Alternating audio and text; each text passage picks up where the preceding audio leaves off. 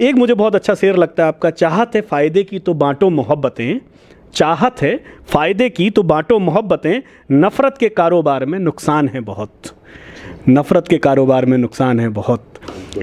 लेकिन आप पत्रकार होने वाले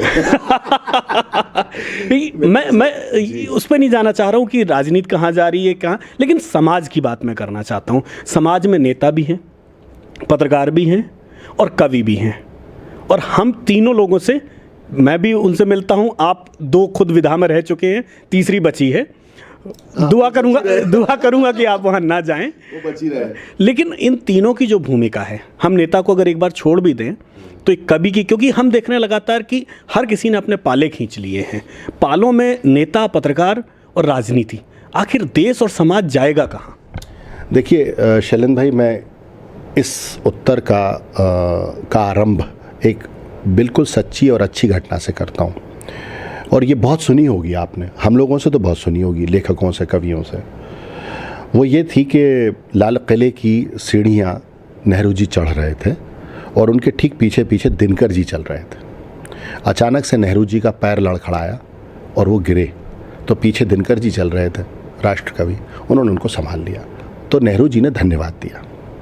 तो दिनकर जी ने कहा कि धन्यवाद कैसा, राजनीति जब जब लड़खड़ाएगी साहित्य उसे सहारा देने आ जाएगा। मुझे लगता है ना अब नेहरू है और ना अब दिनकर है, ठीक है।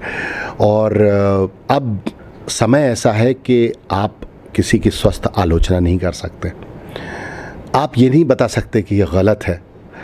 तो वो जो एक कवि धर्म है, अच्छा उसमें भी अब दो तरह के हो गए, एक राजनीतिक कवि हो गए, सरकारी कवि हो गए, एक जो अपनी कद काठी के साथ खड़े हैं।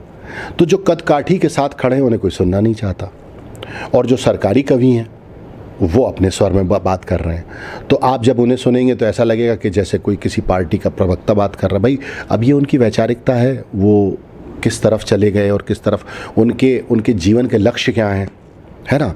देखिए, किसी धार्मिक होने का अर्थ ये नहीं है कि आप किसी दल विशेष के हैं।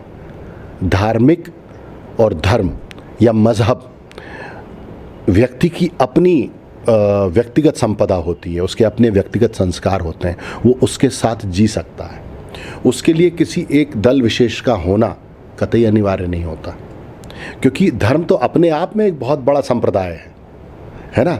और वही जो वसुदेव कुटुंबकम की अवधारणा जिसका हम जिक्र कर रहे थे, तो हमारा जो धर्म है सनातन, उसका तो हमारे तो प्रभु श्री राम ने ही अपनी यात्रा में ही संकेत दे दिए थे। पहली रात ही उन्होंने किसके यहाँ बिताई थी, आप देख लीजिए।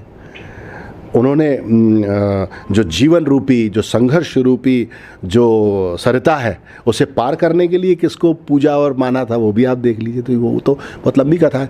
तो मुझे लगता है कि जो धर्म की अवधारणा राजनीति के साथ अब हो गई है, या जो हमारे रचनाकार, अब जो कुछ रचनाकार हमारे जो अपनी रीढ़ से कंप्रोमाइज़ कर रहे हैं, अपने कलम से कंप्रोमाइज़ कर रहे हैं।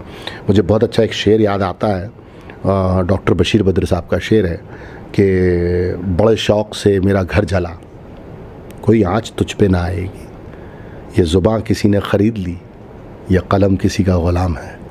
तो ज़बान और कलमें जब ग़ुलाम होने लगती हैं तो हम एक अवसाद के दायरे में प्रवेश करने की स्थिति में होते हैं, ऐसा मेरा मानना है। एक इकलौता साहित्यकार है जो सगर्व उसका अपना मत व्यक्त कर सकता है। तो मेरा तो अपना ये मानना है कि जहाँ तक मेरी हैसियत है, मैं अपना मत जो है उस दिशा में व्यक्त करूँगा जिस दिशा में मेरा धर्म भी मुझे सिखाता है और मेरी नैतिकता मुझे आलोकित करती है। तो वो वही है जो आपने शेर पढ़ा, जो मैं अपने लहजे में कह गया कि चाहत है फ़ायदे की तो बांटो मोहब्बतें, नफ़रत के कारोबार में नुकसान है बहुत।